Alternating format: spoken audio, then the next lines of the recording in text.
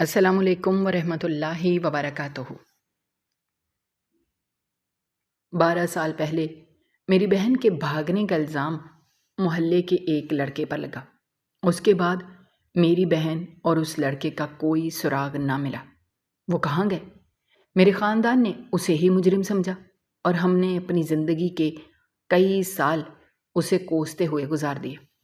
آج اس لڑکے نے جیل سے رہا ہو کر مجھے بلایا اور ایک ایسا ثبوت میرے حوالے کیا جسے دیکھ کر میرے پیروں تلے سے زمین نکل گئی، کیونکہ میری بہن کو بھگانے والا کوئی باہر کا نہیں بلکہ میرا نام بلال ہے، اور گزشتہ 12 سال میری زندگی کا سب سے تاریک اور اذیت ناک حصہ ہیں۔ آج سے ٹھیک 12 سال پہلے کی وہ منحوس رات مجھے ایسے یاد ہے جیسے کل کی بات ہو، جب میری سگی بہن زینب اچانک ہمارے گھر سے غائب ہو گئی تھی اور ہمارے ہنستے بستے خاندان پر ایک ایسی قیامت ٹوٹ پڑی تھی جس نے سب کچھ راکھ کر دیا۔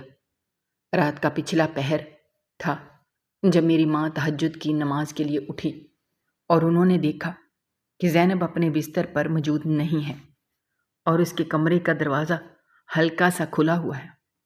ماں کی گھبراہٹ بھری آواز نے پورے گھر کو جگا دیا۔ ہم سب بھاگ کر اس کے کمرے میں گئے تو وہاں کوئی نہیں تھا۔ ہم نے پورے گھر کا کونا کونا چھان مارا، صحن، چھت اور باہر گلی تک دیکھا، لیکن زینب کا کہیں نام و نشان نہیں تھا۔ ہمارے والد صاحب جو محلے کے نہایت معزز اور باوقار انسان سمجھے جاتے تھے، ان کا سر شرم اور صدمے سے جھک گیا تھا۔ اس زمانے میں ہمارا خاندان بہت عزت دار مانا جاتا تھا، اور ہمارے گھر کی جوان بیٹی کا اس طرح رات کے اندھیرے میں غائب ہو جانا ہمارے لیے کسی زندہ موت سے کم نہیں تھا۔ میرا بڑا بھائی کامران بھی اس اچانک صدمے سے نڈھال ہو کر فرش پر بیٹھ گیا تھا، اور ہم سب کی آنکھوں میں ایک ہی سوال تھا، آخر وہ گئی تو گئی کہاں؟ اگلے ہی دن صبح ہوتے ہی پورے محلے میں یہ بات جنگل کی آگ کی طرح پھیل گئی کہ فلاں کی بیٹی گھر سے بھاگ گئی ہے۔ لوگوں نے چبھتی ہوئی باتیں اور تانے ہمارے کانوں میں پگھلتے شیشے کی طرح اترتے تھے۔ ہر کوئی اپنی طرف سے ایک نئی اور من گھڑت کہانی بنا رہا تھا۔ انہی افواہوں اور سرگوشیوں کے درمیان محلے کے کچھ لوگوں نے والد صاحب کو آ کر بتایا کہ انہوں نے رات کے وقت محلے کے ایک غریب مزدور لڑکے ساجد کو ہمارے گھر والی گلی کی نکڑ پر مشکوک حالت میں کھڑے دیکھا تھا۔ ساجد ایک عام سا سیدھا سادہ لڑکا تھا جو اکثر اس طرف سے گزرتا تھا۔ یہ بات سن کر والد صاحب کی آنکھوں میں خون اتر آیا۔ خاندانی عزت کے چھن جانے کے دکھ نے انہیں اس قدر مشتعل کر دیا کہ انہوں نے فوراً قانون کے رکھوالوں کو بلا لیا۔ والد صاحب کا غصہ اور طیش دیکھنے والا تھا۔ وہ کسی صورت اس لڑکے کو چھوڑنے پر راضی نہیں تھے۔ اہلکاروں نے اسی وقت چھاپا مار کر ساجد کے اس بسیدہ گھر سے اسے دبوچ لیا۔ اس وقت ساجد کی دردناک چیخیں پورے محلے نے سنی تھی۔ وہ بار بار ہاتھ جوڑ کر قسمیں کھا رہا تھا کہ وہ بالکل بے گناہ ہے اور اسے ذرا بھی نہیں معلوم کہ زینب کہاں گئی ہے یا اسے کون لے کر گیا ہے، لیکن اس کی ایک نہ سنی گئی۔ والد صاحب کی محلے میں اتنی عزت اور اثر و رسوخ تھا کہ محلے داروں نے ان کی ہمدردی میں اور کچھ سنی سنائی باتوں پر ساجد کے خلاف گواہیاں دے دیں۔ اہلکاروں نے ساجد پر سختی کی تاکہ وہ اگل دے کہ اس نے زینب کو کہاں چھپایا ہے، مگر وہ بیچارہ یہی روتا رہا کہ اس نے کچھ نہیں کیا۔ ساجد پر یہ الزام پکا ہو گیا کہ اس نے میری بہن کو بھگانے میں مدد کی ہے اور اسے غائب کیا ہے۔ اس واقعے کا سب سے تکلیف دہ اور پراسرار پہلو یہ تھا کہ اس رات کے بعد میری بہن زینب کا کوئی سراغ نہ ملا کہ وہ کہاں گئی، زمین کھا گئی یا آسمان نگل گیا۔ کسی کو کچھ خبر نہ تھی، جبکہ دوسری طرف ساجد کو عدالت نے جرم ثابت ہونے پر قید خانے بھیج دیا۔ 12 سال کا طویل عرصہ کوئی معمولی وقت نہیں ہوتا۔ ان 12 سالوں میں ہمارے گھر کی دیواروں سے خوشیاں مکمل طور پر روٹھ گئیں۔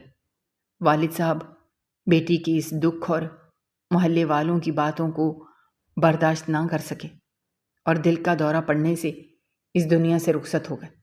میری ماں، جو کبھی ہمارے گھر کی رونق اور جان ہوا کرتی تھی، اس حادثے اور والد کی موت کے بعد انہوں نے بولنا ترک کر دیا تھا۔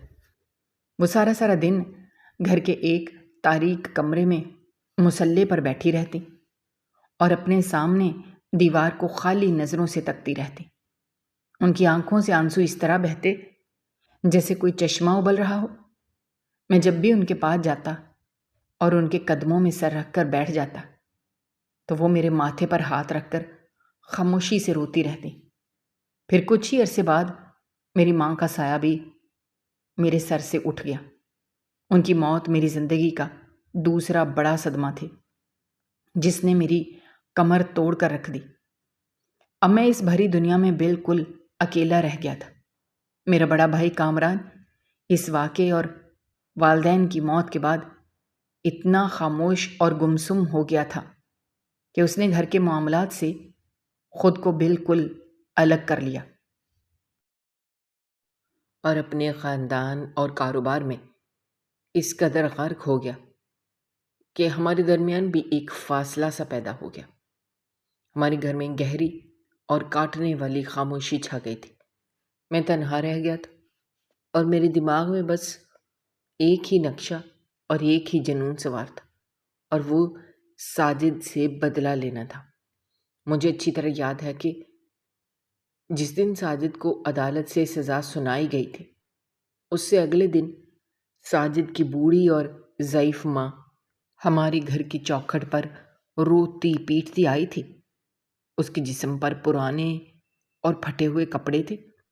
وہ ہمارے دروازے پر گر کر دھاڑے مار مار کر رونے لگی اور ہاتھ جوڑ کر گڑ گڑاتی رہی کہ میرا بیٹا بے گناہ ہے، اسے اتنی بڑی سزا نہ دلواؤ، وہ کسی کی عزت پر ہاتھ نہیں ڈال سکتا، غریب کی بد دعا سے ڈرو۔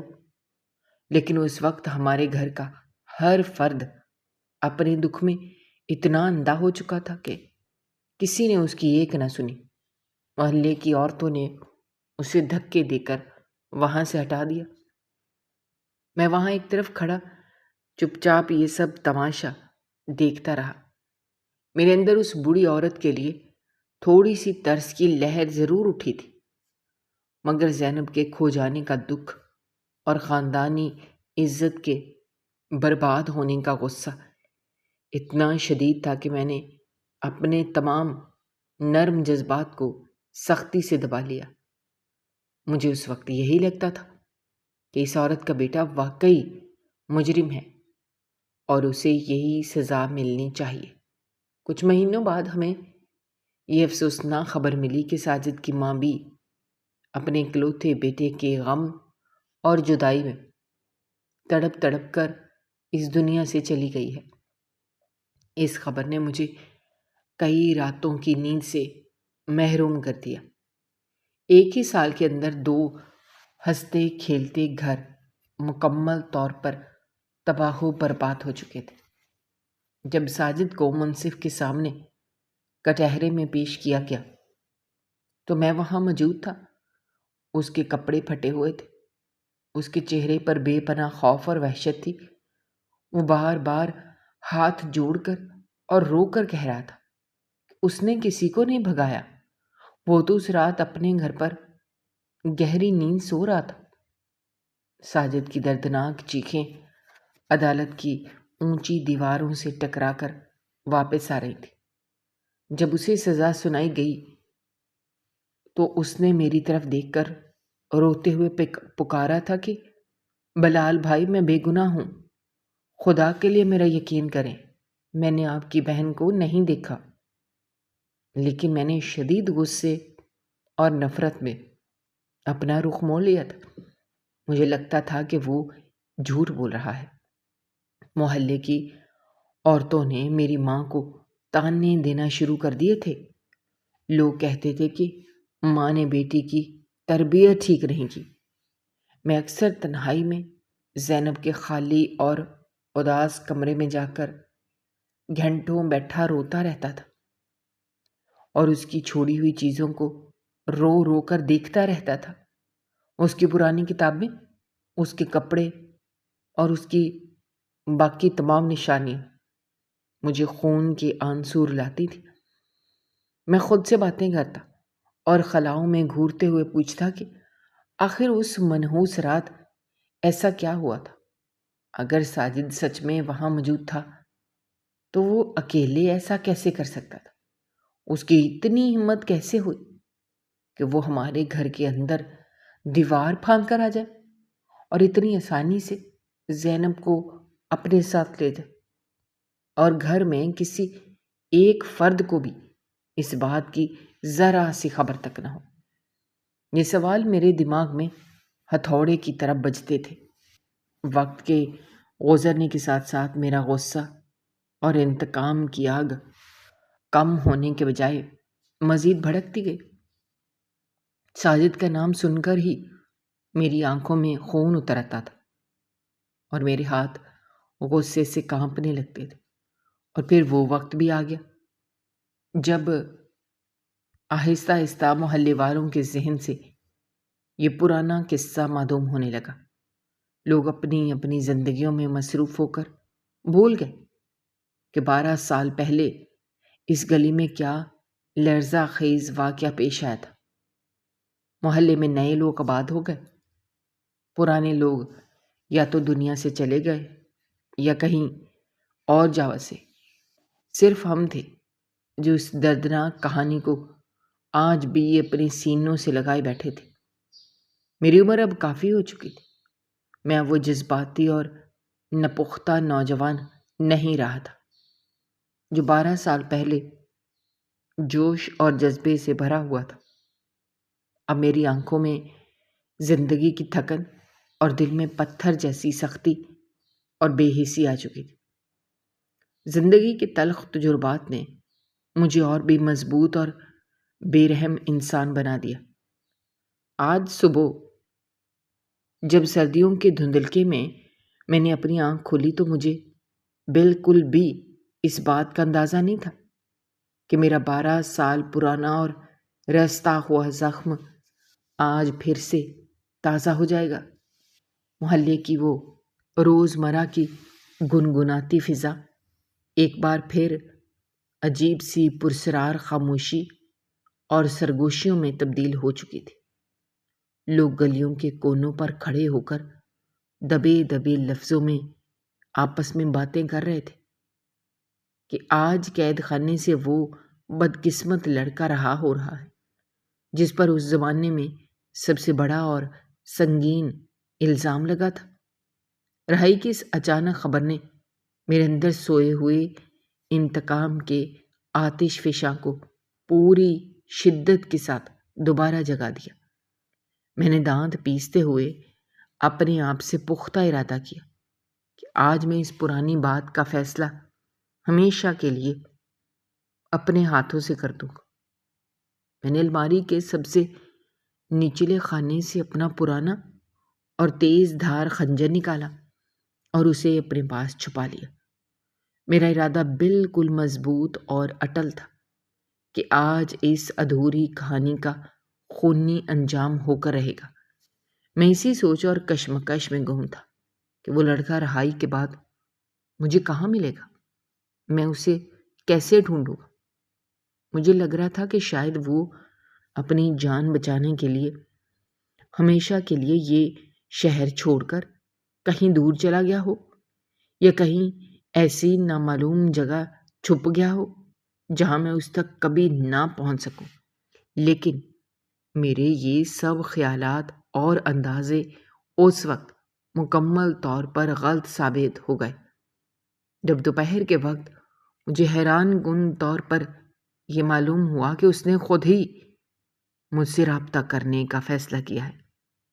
یہ میری سوچ سے بالکل الگ اور حیران کن بات تھی کہ ایک مجرم اپنی اتنی لمبی قید کاٹنے کے بعد اس شخص کے پاس واپس آنے کی ہمت کرے جس کا پورا خاندان اس کی وجہ سے برباد ہوا؟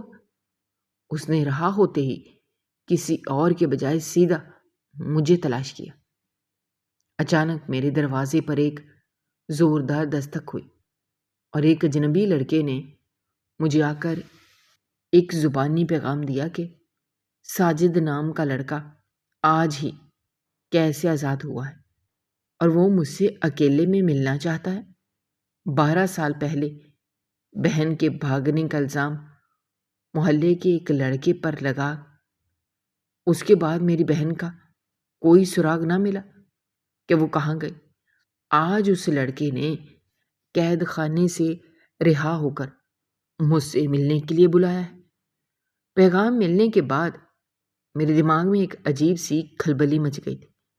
میرا خون تیزی سے گردش کر رہا تھا اور میرے کپڑوں کے اندر چھپے ہوئے خنجر کی ٹھنڈک مجھے بار بار یاد دلا رہی تھی کہ آج مجھے کیا کرنا ہے۔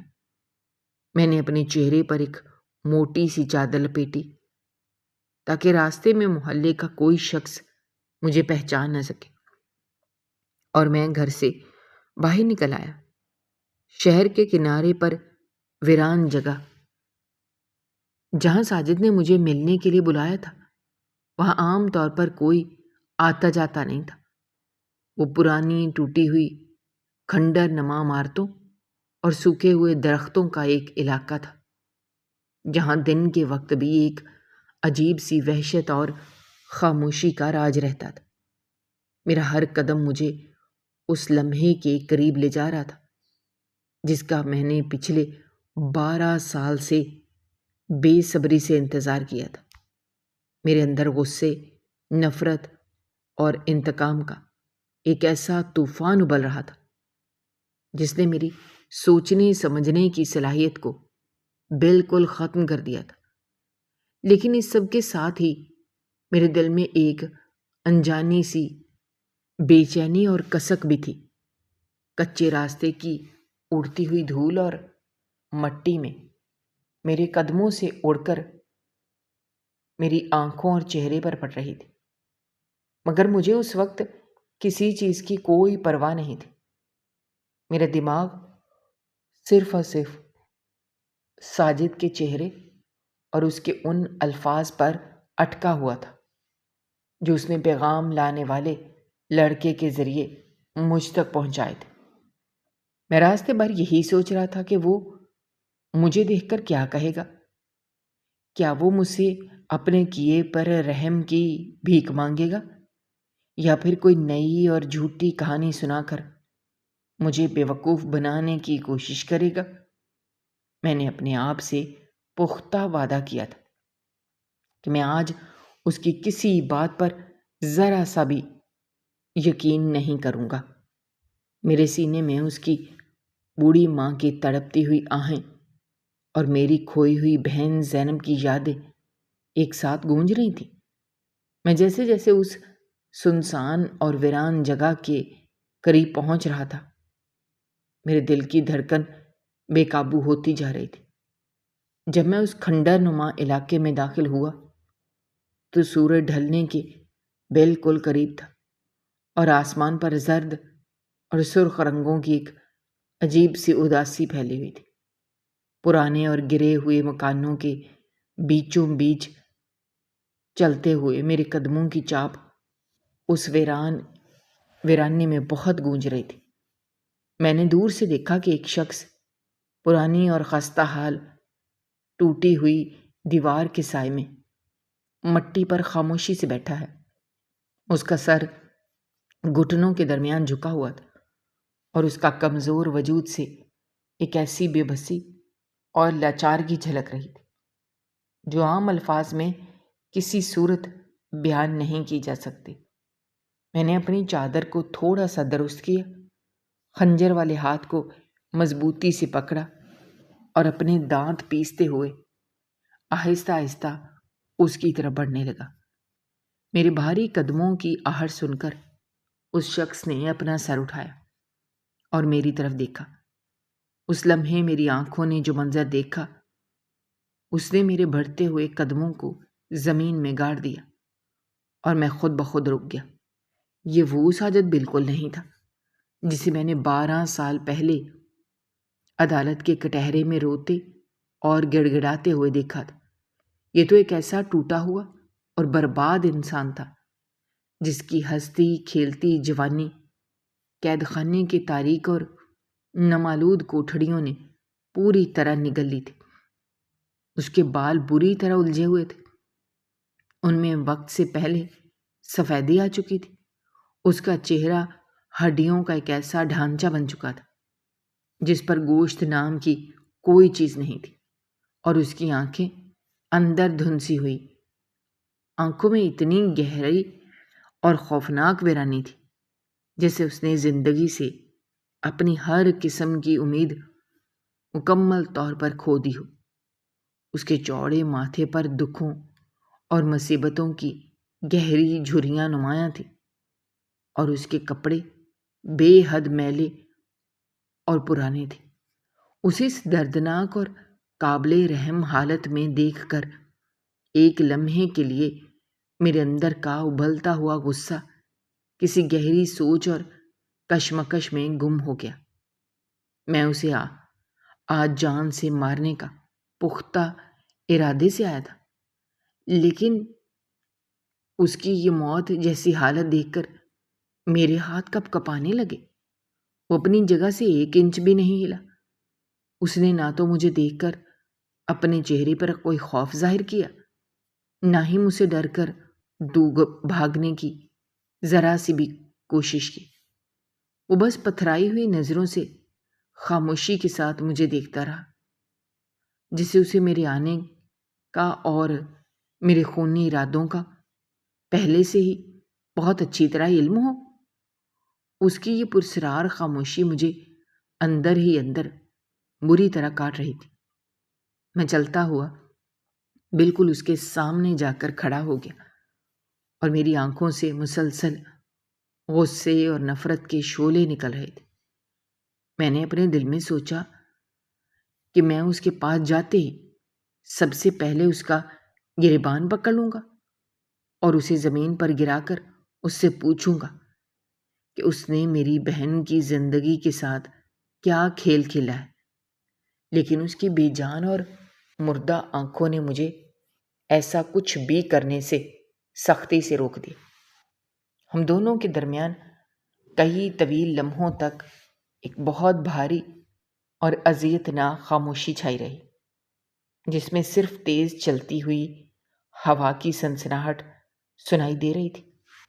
پھر کچھ دیر بعد اس نے ایک بہت لمبی اور درد بھری سانس لی اور اپنے قریب مٹی پر پڑا ہوا ایک پرانا اور میلا سا خاکی رنگ کا لفافہ اٹھا کر اپنے کانپتے اور کمزور ہاتھوں سے میری طرف بڑھا دیا۔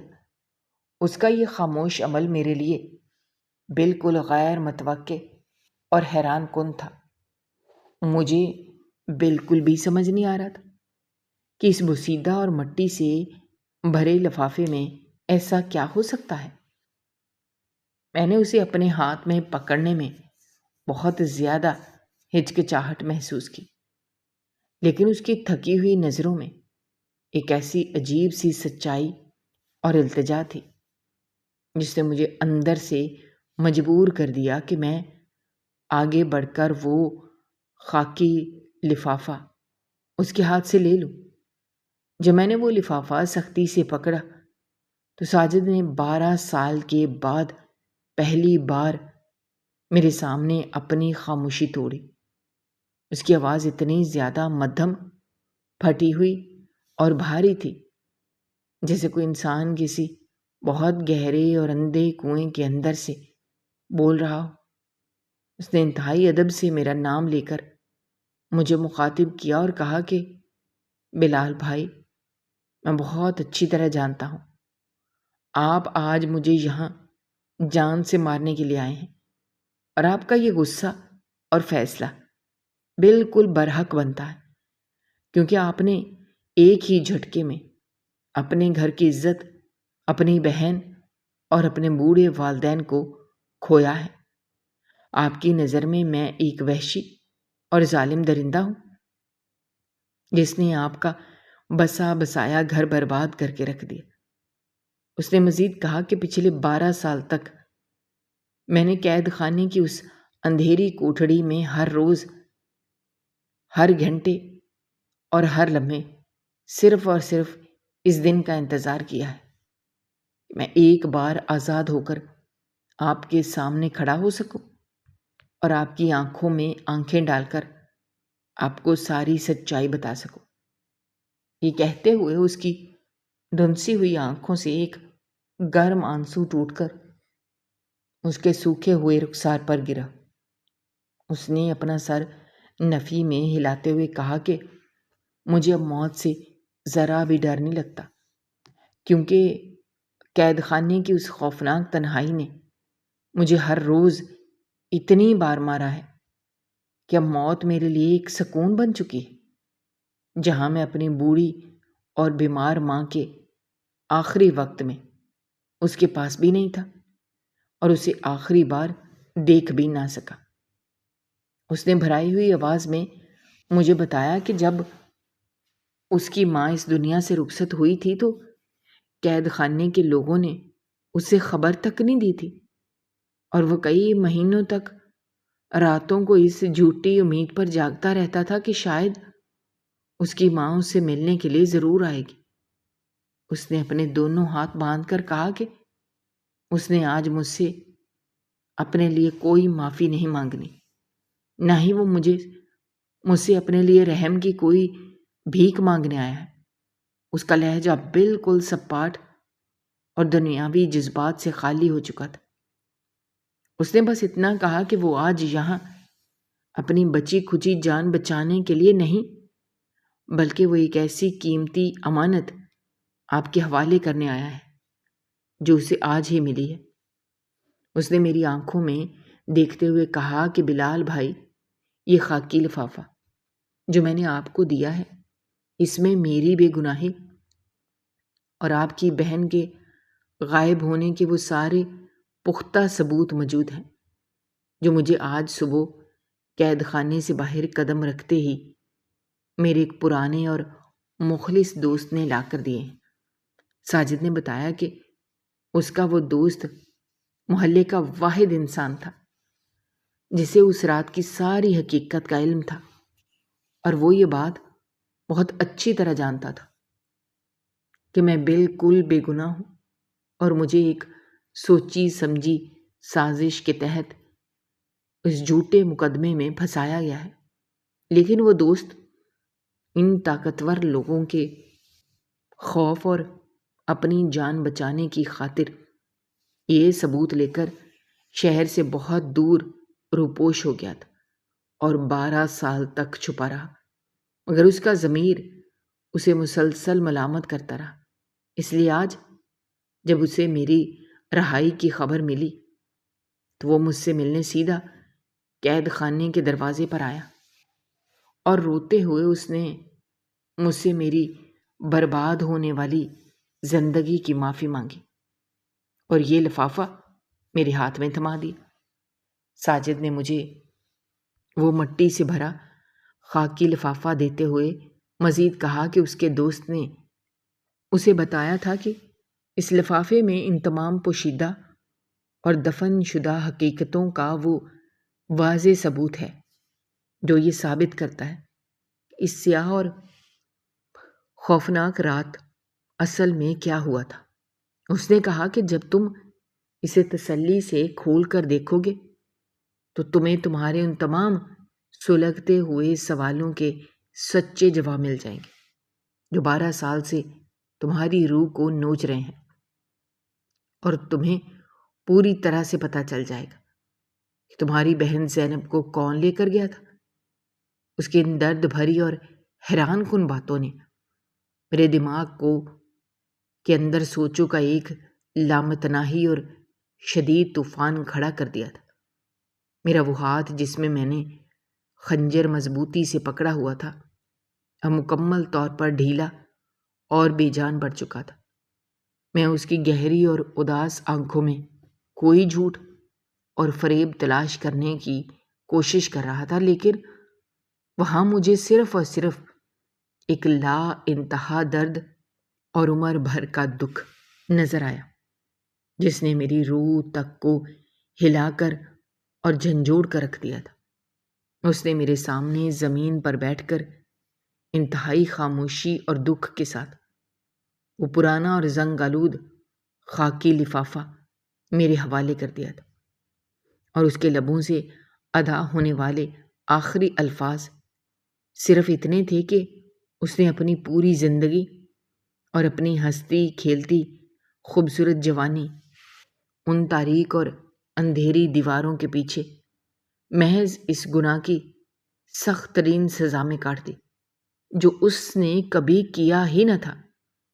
میں نے کانپتے ہاتھوں اور دھڑکتے دل کے ساتھ اس خاکی لفافے کو کھولا۔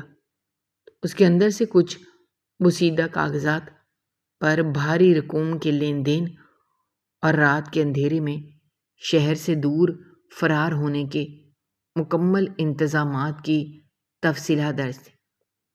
ان رسیدوں کی تحریر اور ان پر لگی ہوئی مہروں کو ذرا غور سے پڑھتے ہی میرے دماغ میں ایک زوردار دھماکہ ہوا اور میرے پیروں تلے سے زمین نکل گئی، کیونکہ یہ ثبوت چیخ چیخ کر گواہی دے رہے تھے کہ میری بہن کو بھگانے والا کوئی باہر کا نہیں بلکہ میرا اپنا سگا بڑا بھائی کامران تھا۔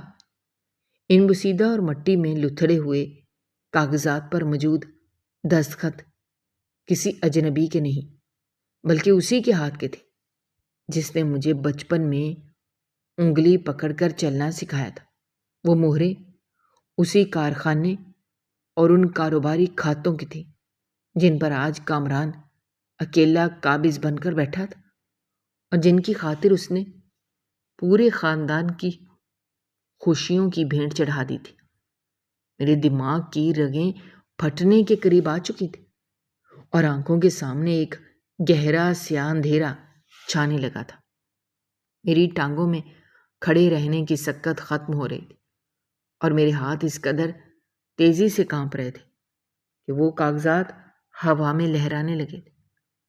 میں نے ان کاغذات کو بار بار الٹ پلٹ کر دیکھا، اپنی آنکھوں کو مسلا کہ شاید میری آنکھوں کا کوئی دھوکہ ہو یا میرے دماغ کا کوئی وہم ہو جو مجھے میرے ہی خون کے خلاف بھڑکا رہا ہے، لیکن حقیقت اتنی ہی تلخ، ننگی اور خوفناک تھی جتنا اس وقت میرے سامنے بیٹھے ساجد کا برباد حال وجود تھا۔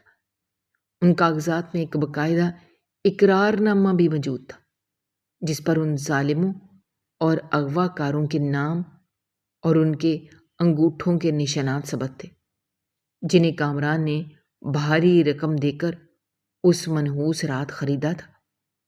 اس کے ساتھ ہی ایک طے کیا ہوا خط ملا تھا جو ساجد کی اس دوست نے اپنے ہاتھ سے لکھا تھا، جس میں اس نے پوری تفصیل بیان کی تھی کہ کس طرح اس نے اس سیاہ رات میں کامران کو ان اجنبی آدمیوں کے ساتھ پیسوں کا لین دین کرتے اور زینب کو ایک سیاہ گاڑی میں زبردستی بٹھاتے ہوئے چھپ کر دیکھا تھا۔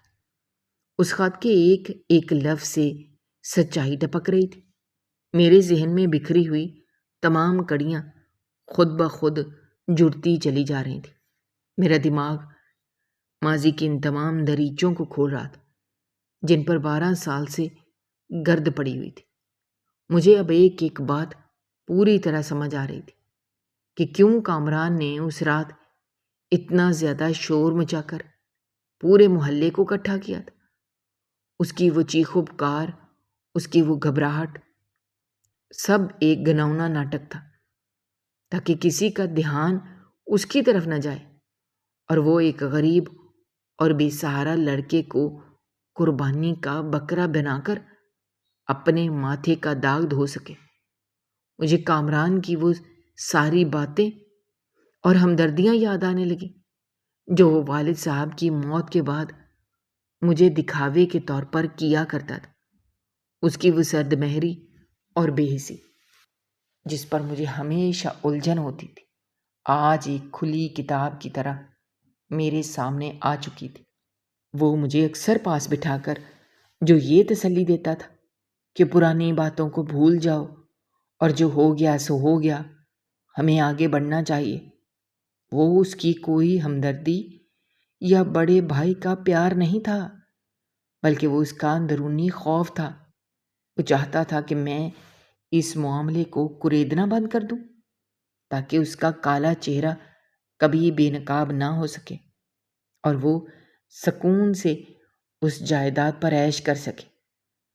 وہ اس لیے کبھی زینب کے جانے پر نہیں رویا تھا اور اس کی آنکھوں میں کبھی آنسو نہیں آئے تھے، کیونکہ وہ خود اس ساری درندگی اور بربادی کا خالق تھا۔ اس کی ہوس اور جائیداد کی لالچ نے اسے اتنا اندھا کر دیا تھا کہ اس نے اپنی سگی بہن کی عزت اور زندگی کا بے دردی سے سودا کر ڈالا اور اپنے بوڑھے باپ کو اس صدمے میں مار ڈالا جو بیٹی کے دکھ میں تڑپ تڑپ کر جان دے گئے۔ میں غصے، نفرت اور صدمے کی شدت سے بری طرح کانپ رہا تھا۔ میرے جسم کا سارا خون جیسے ابل کر میرے دماغ کی طرف آ گیا تھا۔ میرا وہ تیز دھار خنجر جو میں ساجد کا خون پینے اور اپنی بہن کے اغوا کا بدلہ لینے کے لیے اپنے ساتھ لایا تھا، اب میری گرفت ڈھیلی پڑنے کی وجہ سے میرے ہاتھ سے چھوٹ کر مٹی پر گر چکا تھا۔ میں نے ساجد کی طرف دیکھا جو اب بھی اسی طرح مٹی پر اپنا سر گھٹنوں میں دیے بیٹھا تھا اور اس کی دھنسی ہوئی آنکھوں سے خاموش آنسو مسلسل بہہ رہے تھے۔ اس انسان نے 12 سال ایک ایسی اذیت میں کاٹے تھے جس کا تصور کر کے ہی میری روح کانپ رہی تھی۔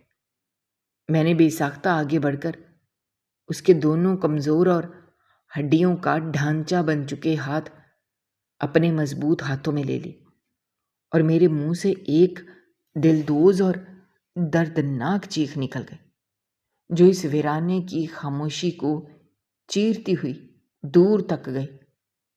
میں اپنے گھٹنوں کے بل اس کے قدموں میں گر گیا اور زاروں قطار دہاڑے مار مار کر رونے لگا۔ میں نے اس سے ہاتھ جوڑ کر معافی مانگنے لگا۔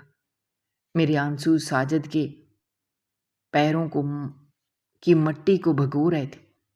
میں اسے بار بار روتے ہوئے کہہ رہا تھا کہ مجھے معاف کر دو ساجد بھائی، میں اور میرا خاندان تمہارے سب سے بڑے مجرم ہیں۔ ہم نے تمہاری ہنستی کھیلتی جوانی اور تمہاری بوڑھی ماں کی پرسکون زندگی چھین لی۔ ہم نے تم پر وہ ظلم کیا جس کی معافی شاید آسمان والا بھی ہمیں کبھی نہیں دے گا۔ تم قید خانے کی تاریک کوٹھڑیوں میں گلتے سڑتے رہے اور ہم اپنے گھروں میں تمہارے خلاف نفرت کی آگ جلاتے رہے۔ لیکن ساجد نے اپنے کمزور اور کانپتے ہاتھوں سے میرے کندھوں کو پکڑا اور مجھے زمین سے اٹھایا۔ اس کی آنکھوں میں آج بھی میرے لیے کوئی غصہ یا انتقام نہیں تھا۔ اس نے میرے کندھے پر اپنا کانپتا ہوا ہاتھ رکھ کر بھاری آواز میں کہا، بلال، میں نے تمہیں اور تمہارے والدین کو تو اسی دن دل سے معاف کر دیا تھا جس دن میری بوڑھی ماں اس دنیا سے چلی گئی تھی، کیونکہ میں جانتا تھا کہ تم اور تمہارے والدین بھی کامران کے بچھائے ہوئے اس ظالمانہ اور مکارانہ جال میں پھنسے ہوئے ہو، بے بس اور لاچار شکار تھے جنہیں سچائی کا ذرا برابر بھی علم نہیں تھا۔ ساجد نے مجھے جھنجھوڑتے ہوئے کہا کہ اب یہ رونے دھونے اور پچھتانے کا وقت نہیں ہے۔ میرے 12 سال تو برباد ہو گئے، وہ اب کبھی لوٹ کر نہیں آئیں گے، لیکن اب وقت آ گیا ہے کہ تم اپنی بہن زینب کا اور میرے ان 12 سالوں کی قید کا انصاف اس درندے سے لو جس نے ہم سب کی زندگیاں ایک رات میں تباہ کر دی تھی۔ اس کی بات سن کر میرے اندر سویا ہوا انتقام کا شیر ایک بار پھر پوری وحشت کے ساتھ جاگ اٹھا۔ میں نے اپنے آنسو سختی سے صاف کیے اور جھک کر زمین سے وہ خنجر دوبارہ اٹھا لیا۔ میری آنکھوں میں اب کامران کے لیے موت کا پروانہ تھا، لیکن ساجد نے فوراً آگے بڑھ کر میرا ہاتھ مضبوطی سے پکڑ لیا اور مجھے قسم دیتے ہوئے کہا کہ اگر تم نے غصے میں آ کر اسے آج اسی وقت جان سے مار دیا تو تم میں اور اس ظالم میں کوئی فرق نہیں رہے گا، اور سب سے بڑی بات یہ ہے کہ اگر وہ مر گیا تو تمہیں زندگی میں کبھی یہ معلوم نہیں ہو سکے گا کہ اس نے زینب کو کن لوگوں کے حوالے کیا تھا، اور تمہاری بہن اس وقت کس حال میں اور کس جگہ پر موجود ہے۔ اس لیے موت اس کے لیے بہت چھوٹی سزا ہے، اسے قانون کے حوالے کرنا اور اسے اسی کٹہرے میں ہتھکڑیوں کے ساتھ کھڑا کرنا جہاں اس نے اپنی دولت اور اثر و رسوخ کے نشے میں مجھے جھوٹے گواہوں کے ذریعے ذلیل و خوار کیا تھا۔ ساجد کی اس دور اندیش اور پختہ بات نے میرے دماغ میں چلنے والی انتقام کی اندھی آندھی کو ایک درست اور واضح سمجھ دے دی۔ میں نے اس کی بات سے اتفاق کرتے ہوئے سر ہلایا اور وہ تمام پرانی رسیدیں، اقرار نامہ اور خط دوبارہ احتیاط کے ساتھ اس خاکی لفافے میں واپس رکھے۔ میں نے ساجد کی آنکھوں میں آنکھیں ڈال کر اس سے وعدہ کیا کہ میں جب تک کامران کو اس کے بھیانک انجام تک نہیں پہنچا دیتا اور اسے سرے بازار رسوا نہیں کر دیتا، تب تک میں ایک پل کے لیے بھی چین سے نہیں بیٹھوں گا۔ میں وہاں سے مڑا اور تیز قدموں سے واپس شہر کی طرف بھاگنے لگا۔ رات کا گہرا اندھیرا پوری طرح پھیل چکا تھا اور سرد ہوا میرے چہرے سے ٹکرا کر مجھے مزید ہوشیار کر رہی تھی، لیکن میرے اندر غصے کی ایک ایسی شدید آگ بھڑک رہی تھی جو مجھے باہر کی سردی کا ذرا برابر بھی احساس نہیں ہونے دے رہی تھی۔ میرا ہر قدم زمین پر ایک ہتھوڑے کی طرح برس رہا تھا۔ میں راستے بھر یہی سوچتا رہا کہ ایک بھائی جائیداد کی خاطر اتنا اندھا اور بے غیرت کیسے ہو سکتا ہے کہ وہ اپنے ہی گھر کی عزت کو بازار میں بیچ دے۔ میں جب بھاگتا ہوا اپنے گھر کے بڑے اور شاندار آہنی دروازے پر پہنچا تو میری نظر اس کی مضبوطی اور اس کے اوپر لگی ہوئی قیمتی روشنیوں پر پڑی۔ یہ روشنی مجھے اب موت کے اندھیرے سے بھی زیادہ بھیانک لگ رہی تھی، کیونکہ یہ وہی منحوس گھر تھا جس کی بنیادوں میں میری بے گناہ ماں کے آنسو، میرے معزز باپ کی آہیں، میری معصوم بہن زینب کی دردناک چیخیں اور ساجد کی برباد جوانی دفن تھی۔ میں نے پوری طاقت سے وہ دروازہ دھکیلا اور کسی طوفان کی طرح سیدھا اندر داخل ہو گیا۔ گھر میں مکمل سناٹا چھایا ہوا تھا۔ میں سیدھا کامران کے کمرے کی طرف گیا اور بنا دستک دیے دروازے کو لات مار کر کھول دیا۔ کامران اپنے کمرے میں نہایت آرام سے ایک بڑی میز کے سامنے بیٹھا اسی کارخانے کے کھاتوں اور پیسوں کی جانچ پڑتال کر رہا تھا۔ وہ بہت مطمئن اور پرسکون لگ رہا تھا۔ مجھے اس طرح بے دھڑک طوفان کی طرح اور غصے میں پاگلوں کی طرح اندر آتے دیکھ کر اس کے ماتھے پر غصے سے تیوری چڑھ گئی۔ اس نے اپنا قلم میز پر پٹکا اور انتہائی حقارت اور تکبر بھرے لہجے میں مجھ سے پوچھا، یہ کیا بدتمیزی اور جاہلانہ طریقہ ہے کمرے میں گھسنے کا، اور تم اس وقت رات کے اندھیرے میں کہاں خوار ہو کر آئے ہو؟ تمہارا دماغ تو ٹھیک ہے؟ اس کی یہ مغرور اور تحقمانہ آواز سنتے ہی میرے اندر کا سارا لاوا پھٹ پڑا اور میرے ضبط کا بندھن پوری طرح ٹوٹ گیا۔ میں ایک چھلانگ لگا کر آگے بڑھا اور اس کے ہاتھ سے وہ سارے کاروباری کھاتے چھین کر پوری طاقت سے زمین پر دے مارے۔ اس سے پہلے کہ وہ کچھ سمجھ پاتا، میں نے وہ مٹی بھرا خاکی لفافہ پوری طاقت سے اس کے منہ پر دے مارا۔ اس کے چہرے سے ٹکرا کر وہ کھلا اور وہ تمام پرانی رسیدیں، خط اور اقرار نامہ اڑ کر اس کے قدموں میں جا گرے۔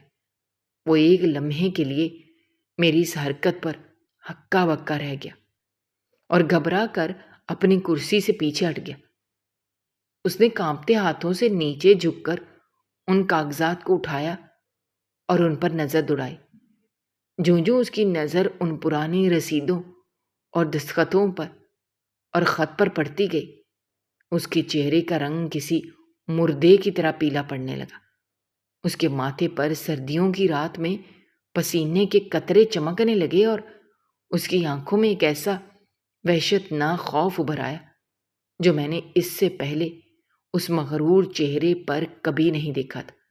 میں نے انتہائی کرخت اور گرجدار اور زہریلی آواز میں اس سے کہا کہ آج تمہارا ہر کالا راز بے نقاب ہو چکا ہے کامران۔ آج مجھے سب معلوم ہو گیا ہے کہ 12 سال پہلے اس سیاہ طوفانی رات میں تم نے چند پیسوں اور اس مٹی کی خاطر اپنی سگی بہن کا کتنا گھناؤنا اور شرمناک سودا کیا تھا۔ تم نے جائیداد کی لالچ میں اس قدر اندھے ہو کر اس ظالم درندوں کے حوالے کر دیا اور اس غریب اور بے گناہ ساجد کو قربانی کا بکرا بنا کر پوری زندگی کے لیے تاریک کوٹھڑی میں پھینک دیا۔ تم نے ہمارے ماں باپ کو جیتے جی مار ڈالا۔ تم بھائی نہیں، ایک خونخوار درندے ہو۔ میں نے آگے بڑھ کر اس کا گریبان دونوں ہاتھوں سے مضبوطی سے پکڑ لیا۔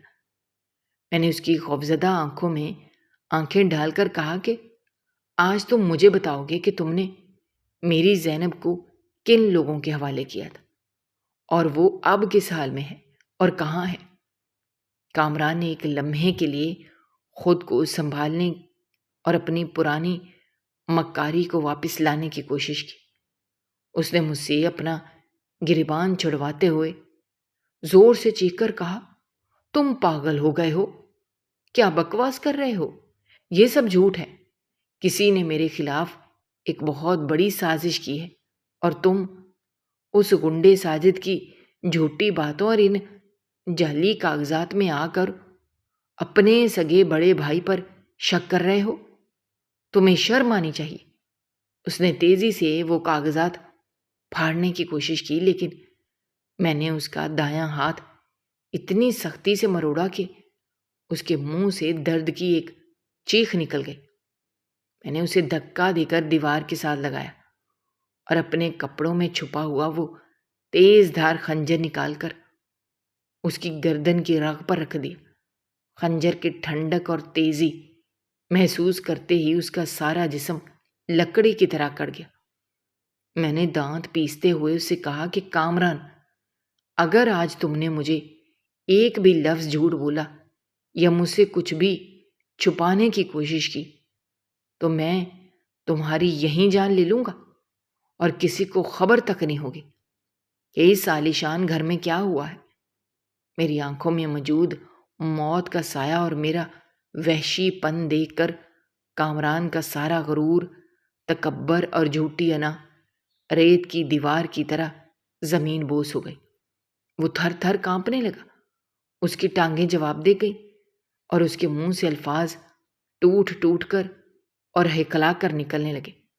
اس نے روتے ہوئے اور میرے آگے ہاتھ جوڑتے ہوئے مان لیا کہ ہاں، اس رات وہی ان سب گنڈوں اور اغوا کاروں کو پچھلے دروازے سے گھر لے کر آیا تھا۔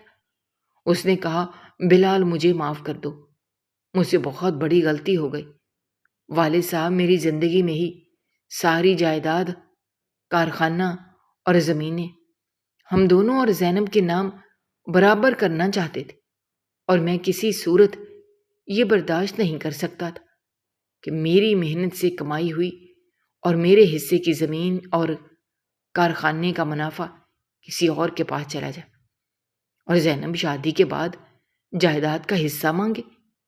اس لیے میں نے پیسوں کی عوض اور اپنے اندھے لالچ میں آ کر زینب کو ان ظالموں کے حوالے کر دیا تاکہ وہ اسے شہر کی سرحدوں سے بہت دور کسی نامعلوم جگہ لے جائیں جہاں سے وہ کبھی واپس نہ آ سکے۔ اور والد صاحب کے سامنے میں یہ ثابت کر سکوں کہ وہ اپنی مرضی سے کسی کے ساتھ بھاگ گئی، اس طرح وہ جائیداد سے ہمیشہ کے لیے بے دخل ہو جائے گی۔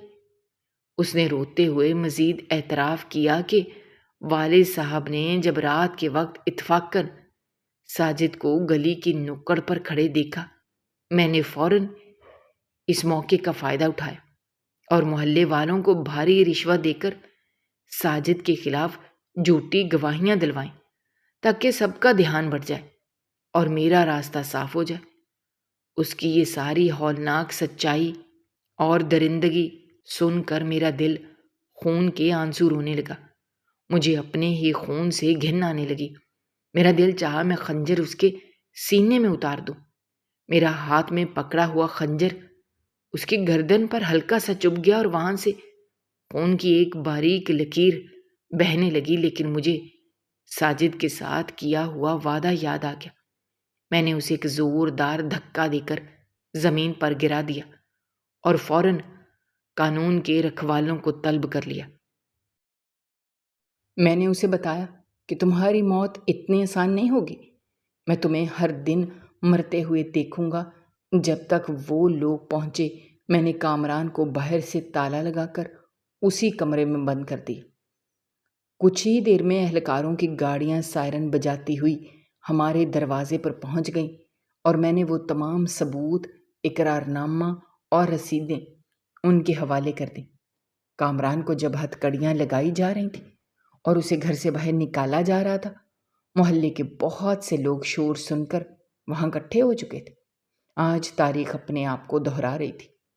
12 سال پہلے اسی جگہ سے ایک بے گناہ ساجد کو پکڑ کر لے جایا گیا تھا، اور آج اسی جگہ سے ایک اصلی اور غلیظ مجرم کو اس کے بھیانک انجام کی طرف لے جایا جا رہا تھا۔ لوگوں کی آنکھوں میں شدید حیرت اور کامران کے لیے بے پناہ نفرت تھی۔ جو شخص کل تک محلے کا معزز ترین انسان تھا، آج وہ سب سے بڑا مجرم بن کر سر جھکائے کھڑا تھا۔ اہلکار اسے گھسیٹتے ہوئے اپنے ساتھ گاڑی میں ڈال کر لے گئے، اور اس کی چیخیں اور منتیں رات کی تاریکی میں ہمیشہ کے لیے گم ہو گئی۔ اس کے بعد میں ایک پل بھی گھر میں نہ رکا، سیدھا اس ویران جگہ پر واپس پہنچا جہاں ساجد ابھی تک اس دیوار سے لگ کر میرا انتظار کر رہا تھا۔ میں نے اس کے پاس مٹی پر بیٹھ کر اسے بتایا کہ میں نے اپنا وعدہ پورا کر دیا اور کامران اب سلاخوں کے پیچھے پہنچ چکا ہے۔ اسے اس کے گناہوں کی وہ سخت ترین سزا ملے گی جو اسے ساری زندگی یاد رہے گی۔ اس رات اس ویرانے میں نے اور ساجد نے مل کر یہ پختہ عہد کیا کہ ہم اپنی باقی ماندہ زندگی صرف اور صرف زینب کو ڈھونڈنے میں لگا دیں گے، چاہے ہمیں اس کے لیے زمین کا سینہ ہی کیوں نہ چیرنا پڑے، آسمان کے تارے توڑنے پڑے یا دنیا کے کسی بھی کونے میں جانا پڑے۔ میں اچھی طرح جانتا تھا جب تک میں اپنی کھوئی ہوئی بہن کو ڈھونڈ کر واپس نہیں لا لیتا، میرے دل کو اور میری روح کو کبھی سکون نہیں ملے گا، اور ساجد کا یہ عظیم احسان میرے کندھوں پر ہمیشہ بھاری قرض بن کر رہے گا، جسے میں شاید اپنی جان دے کر بھی کبھی پوری طرح نہ چکا سکوں۔